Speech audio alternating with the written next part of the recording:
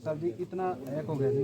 ये मान लो जी सोरान खाप का प्रधान है करमवीर जी, ये बाबू जी खड़े थे बोले जी ये आप जांच करो, ये मतलब फांसी आके नहीं मिली, ये वैसे ऐसे ऐसे बोल भाई आप किस्म के लोग आके घर पे दबाव भी बना रहे हैं। 2 बजे तक तो हम वहाँ पे अच्छा चलो आरू SHO साहब, SHO साहब पीछे खड़े हैं।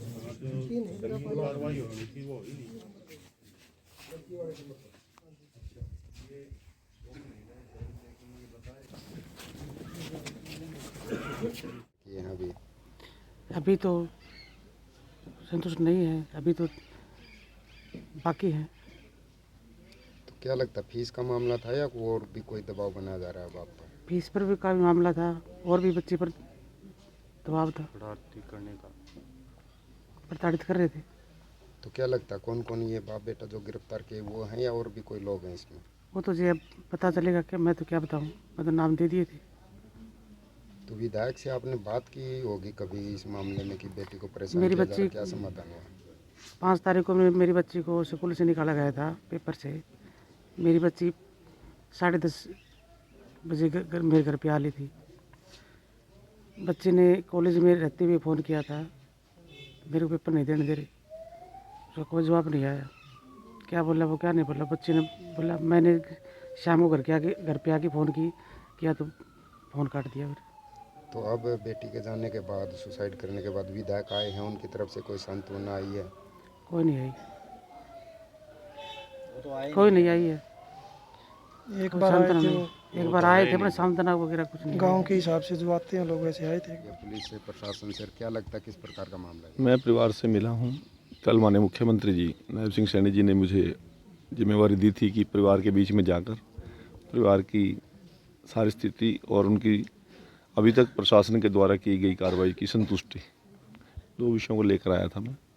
यहाँ के SHO के खिलाफ इनमें बड़ा रोष है लोगों में और उसका व्यवहार भी कोई अच्छा नहीं था इस परिवार के प्रति। उसको अभी मैंने SP साहब को कहा कि तुरंत लाइन हाजिर करके उसके डिपार्टमेंटल खोल लें। ऐसा अधिकारी जहाँ संवेदनाओं की ज़रूरत है, जहाँ परिवार को सांत्वना की ज़रूरत है, वो उन पर पुलिस तरीके से बात कर रहा है वो उनसे। दूसरी बात, परिवार ने ये भी मेरे सामने मांग पत्र दिया अभी कि हमारी पूरी मैनेजमेंट के खिलाफ हम मुकदमा होना चाहिए, क्योंकि सभी की जानकारी में ये विषय था, चाहे प्रिंसिपल है, चाहे उसके स्कूल के मैनेजमेंट के लोग हैं, चाहे उसके संचालक हैं।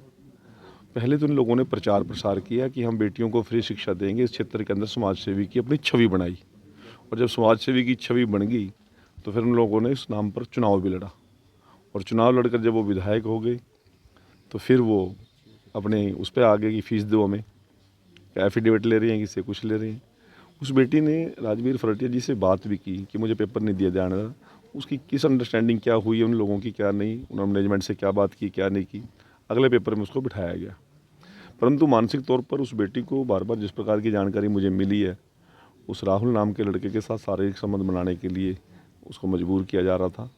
उसकी बहन भी इसमें इन्वॉल्व थी, स्कूल की प्रिंसिपल भी, कॉलेज की प्रिंसिपल भी इसमें इन्वॉल्व बताई जा रही है।